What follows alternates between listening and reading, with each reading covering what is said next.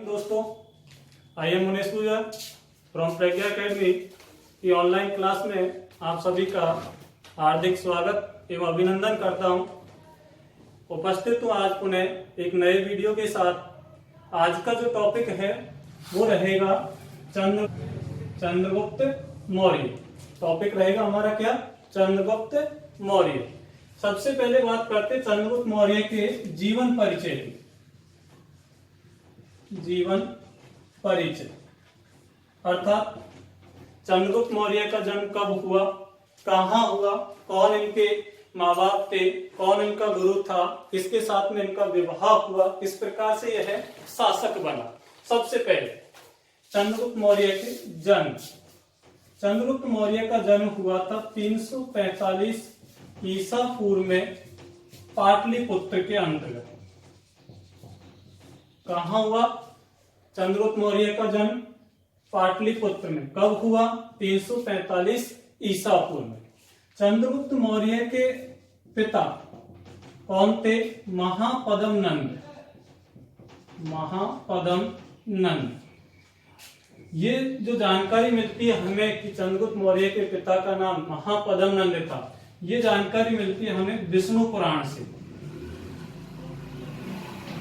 विष्णु पुराण के साथ विशाखादत्त का जो ग्रंथ है मुद्रा राक्षस, इस मुद्रा राक्षस से भी हमें चंद्रगुप्त मौर्य के पिता के नाम के बारे में जानकारी मिलती है। चंद्रगुप्त मौर्य की माता का नाम मुरा था, जो कि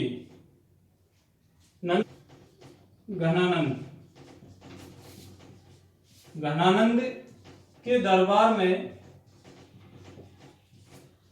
दासी का कार्य करती थी। कौन? चंद्रगुप्त मौर्य की माता। चंद्रगुप्त मौर्य के जो गुरु है वो है चाणक्य। चाणक्य को विष्णुगुप्त के नाम से भी जाना जाता है।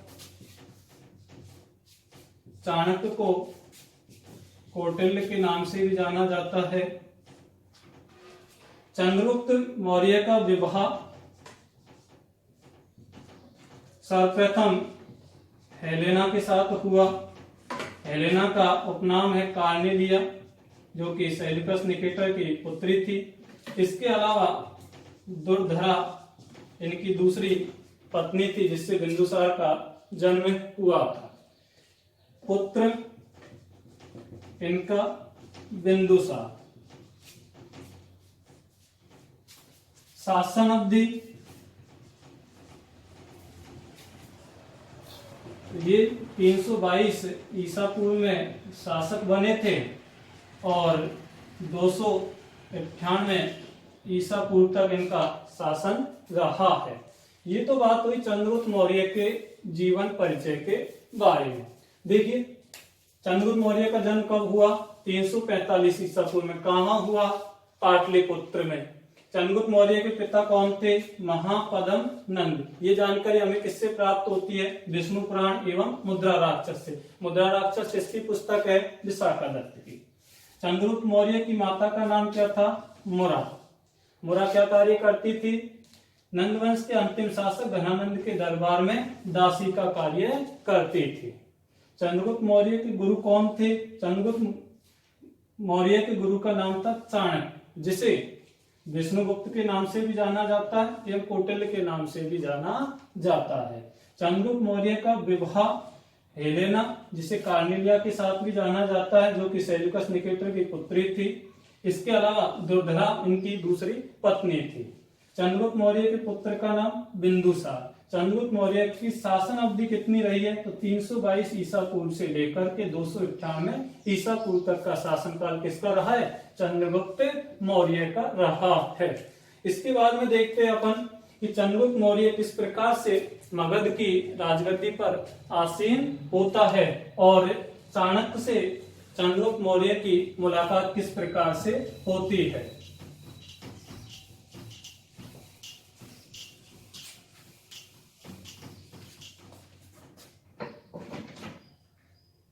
देखिए एक साम्राज्य था जिसका नाम है मगध। प्राचीन भारत में हमारा जो भारत है वो 16 महाजनपदों के अंतर्गत विभाजित था। उनमें सबसे जो प्रमुख एवं प्रसिद्ध एवं सबसे शक्तिशाली जो महाजनपद था उसका नाम है मगध। मगध महाजनपद का इस समय शासक था घनानंद, और घनानंद के समकालीन यहां एक छोटी सी रियासत थी जिसका नाम था मकदुनिया। मकदुनिया का शासक था सिकंदर। सिकंदर ने धीरे धीरे संपूर्ण यूनान क्षेत्र पर अधिकार कर लिया था। यूनान क्षेत्र को जीतने के बाद सिकंदर ने विश्व विजेता बनने के लिए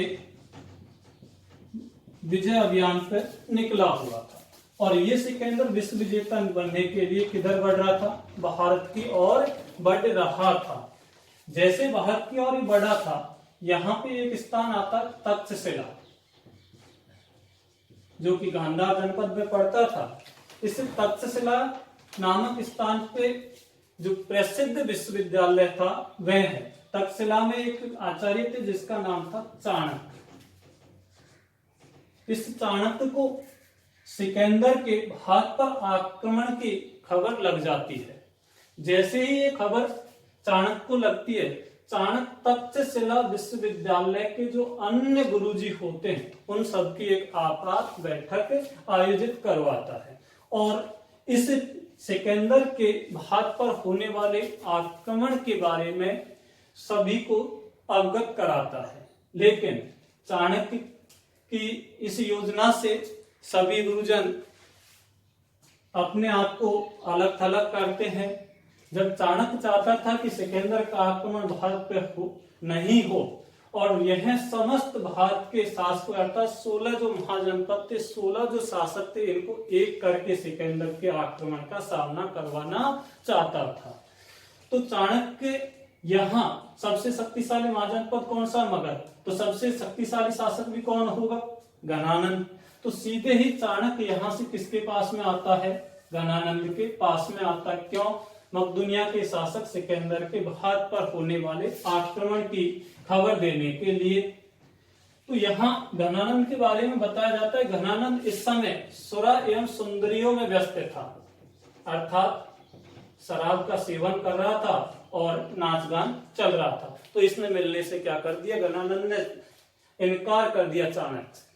चाणक्य उस समय के लिए इंतजार करता है, और जब इंतजार करते करते चाणक्य को बहुत लंबा समय हो गया, तो ऐसे समय में चाणक्य के बिना बुलावे के ही इस घनानंद के दरबार में पहुंच जाता है। घनानंद के दरबार में जैसे ही चाणक्य पहुंचता है, घनानंद जो नाच गान एवं सुरा सुंदरियों के सेवन में व्यस्त था उसको बाधा पड़ती है, और बाधा होने के कारण वह इस चाणक्य को देख करके चाणक्य के धक्का लगा देता है। इससे चाणक्य दूर जाकर के गिरता है, और चाणक्य क्योंकि पंडित थे, इसके सिर में जो चोटी बांध रखी थी वह चोटी खुल जाती है। वहां से खड़ा होकर जैसे ही उस नृत्यांगनाओं के समक्ष दरबार में चाणक्य की बेइज्जती होती है, अपमान होता है, तो यह उसी स्थान पर घनानंद को दरबार में क्या दे देता है? श्राप दे देता है। क्या श्राप देता है कि घनानंद, जब तक मैं तेरा समूल विनाश नहीं कर देता तब तक ये सिर की चोटी नहीं बांधूंगा। और इतना कह करके यहाँ से क्या है? चाणक्य निकल जाता है। चाणक्य वापस कहाँ आता रहता है? तक्षशिला की ओर। मगध के जो जंगल है, इस मगध के जंगलों के अंतर्गत चाणक्य को एक दृश्य दिखाई देता है। क्या दृश्य दिखाई देता है? कि एक शिकारी होता है। शिकारी, इस शिकारी के पास में छोटे छोटे कुछ बच्चे होते हैं। अब ये जो छोटे छोटे बच्चे हैं इसके पास में, इन छोटे छोटे बच्चों को ये क्या करता है? अपने पास में कैद रखता है, और कैद रखने के साथ में इनको भूखा भी रखता है, इनसे भिक्षावृत्ति का कार्य करवाता था। इस कारण से इन बालकों की स्थिति बिल्कुल दयनीय हो चुकी थी, शारीरिक रूप से ये कमजोर पड़ चुके थे। तो यहाँ शिकारी इन बालकों को भोजन नहीं दे रहा था। इतने यहाँ इनके साथ में एक और भी बच्चा था। ये जो बच्चा है ये शिकारी से कहता है कि इन सबको भोजन दिया जाए। तो ये शिकारी इस बच्चे से कहता है कि मैं इन सबको भोजन तो दे सकता हूं, लेकिन मेरी एक शर्त है, उस शर्त को आपको मानना पड़ेगा। कि क्या शर्त है? शिकारी शर्त बताता है, मेरे पास में जो रोटी है ये, मैं इस रोटी को ऊपर से उछालूंगा और एक और मैं मेरे कुत्ते को छोड़ूंगा, दूसरी ओर आप, यदि कुत्ते से पहले आप इस रोटी को प्राप्त करने में समर्थ रहे तो मैं सभी बच्चों को भूल पेट भोजन भी दूंगा और आजाद भी करा दूंगा। ये बच्चा इस बात से सहमत होता, शर्त को स्वीकार कर लेता है। जैसे ही शर्त स्वीकार होती, दूर से ये दृश्य कौन देख रहा है? चाणक्य देख रहा था। इधर से शिकारी रोटी उछालता है, एक और कुत्ता भागता है, दूसरी ओर से बालक भागता है, बालक के कुत्ते से पहले पहुंच करके रोटी को प्राप्त कर लेता है।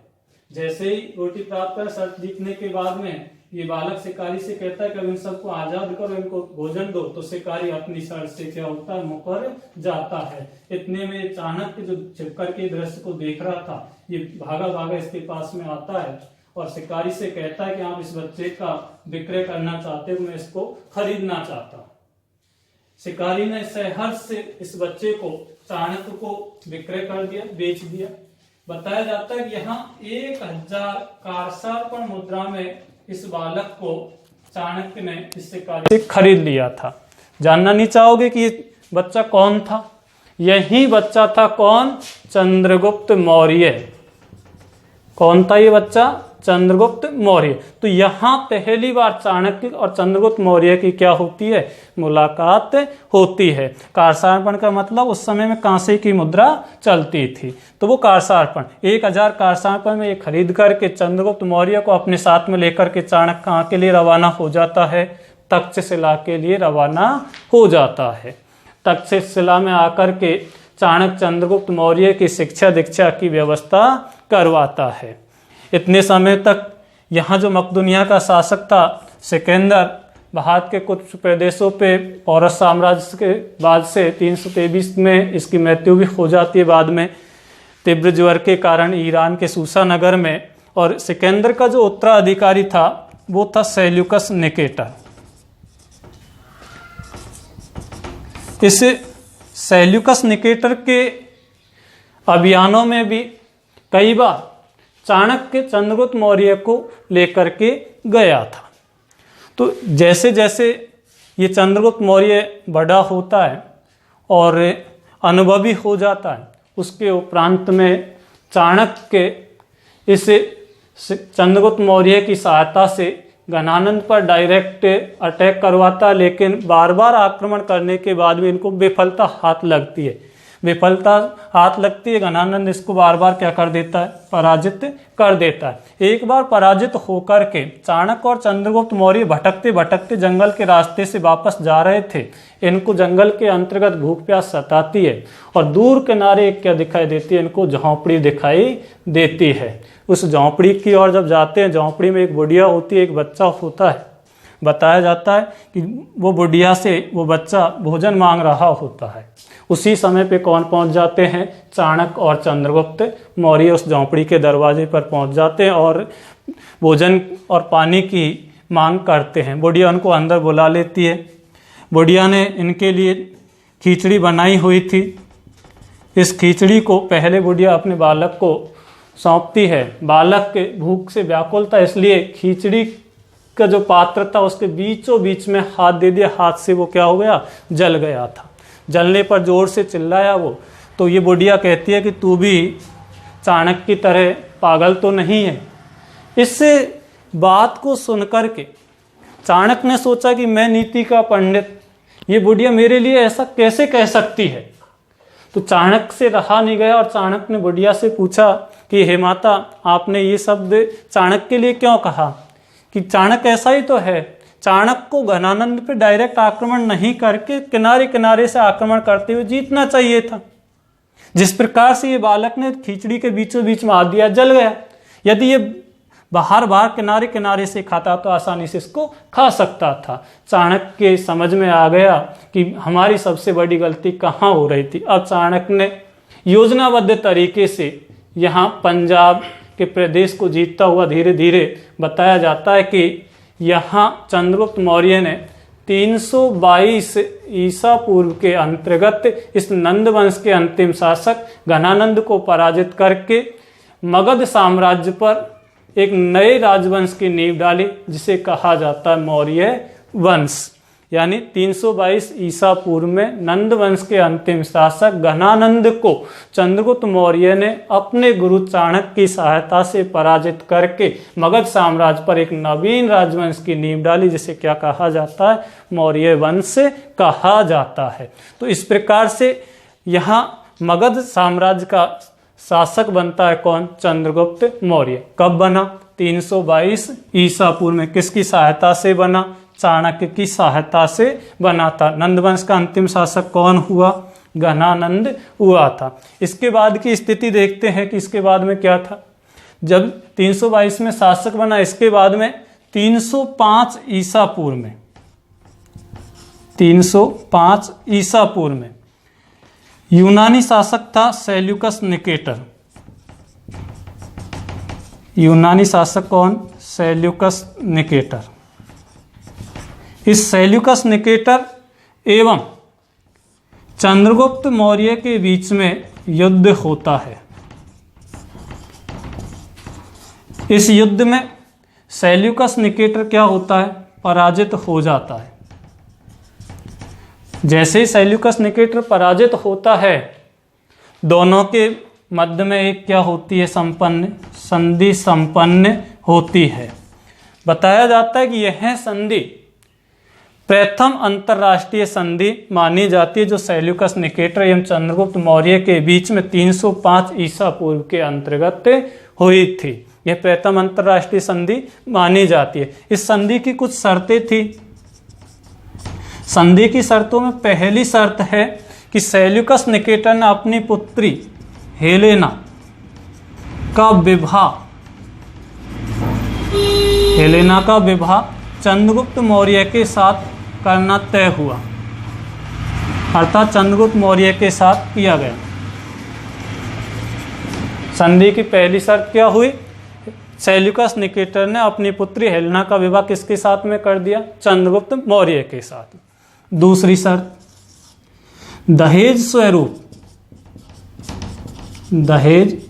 स्वरूप काबुल,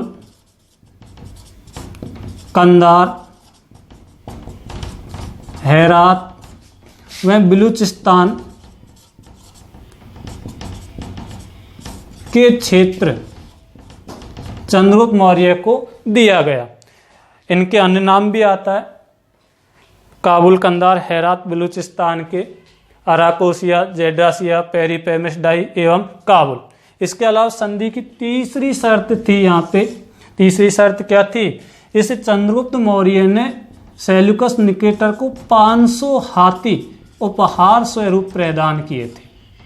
500 हाथी उपहार स्वरूप प्रदान किए थे। सेल्यूकस निकेटर ने अपना एक राजदूत था सेल्यूकस निकेटर का, जिसका नाम है मेगस्थनीज। इस मेगस्थनीज को चंद्रगुप्त मौर्य के दरबार में भेजा था। मेगस्थनीज ने एक पुस्तक लिखी थी जिसका नाम है इंडिका, जिससे भी मौर्य साम्राज्य एवं चंद्रगुप्त मौर्य के बारे में जानकारी मिलती है। तो मेगस्थनीज के द्वारा लिखी गई पुस्तक कौन सी है, इंडिका। इस युद्ध के बारे में एवं दक्षिण भारत की जो विजय है, इनके बारे में जो जानकारी के स्रोत है वो है एहनामूर, नूरू एवं अशोक के अभिलेख, जो कि दोनों तमिल ग्रंथ है ये, और अशोक का अभिलेख पुरातात्विक स्रोत है। इसके बाद की घटना की यदि बात करें तो चंद्रगुप्त मौर्य की चंद्रगुप्त संज्ञा का जो प्राचीनतम अभिलेखीय साक्ष्य है, वो प्राचीनतम अभिलेखीय साक्ष्य क्या है, जूनागढ़ अभिलेख। जूनागढ़ अभिलेख। जूनागढ़ अभिलेख किसने लगवाया था? तो किसने लगवाया था? रुद्रदमन ने। इससे हमें चंद्रगुप्त मौर्य की चंद्रगुप्त संज्ञा का उल्लेख मिलता है। कौन सा उल्लेख मिलता है? अभिलेखीय उल्लेख मिलता है। यूनानी यात्री जस्टिन के अनुसार चंद्रगुप्त मौर्य ने 6 लाख की सेना लेकर के संपूर्ण भारत पर अपना अधिकार जमा लिया था। इसके बाद में आगे बताता है, यहाँ जस्टिन यूनानी यात्री की चंद्रगुप्त मौर्य का जो साम्राज्य विस्तार था कि साम्राज्य कहाँ तक फैलाया इसने, तो उत्तर पश्चिम की यदि बात करें तो उत्तर पश्चिम के अंतर्गत इसका साम्राज्य विकसित हो गया था ईरान तक, जबकि पश्चिम की बात करें पश्चिम के अंतर्गत इसका साम्राज्य विकसित हो चुका था सौराष्ट्र तक।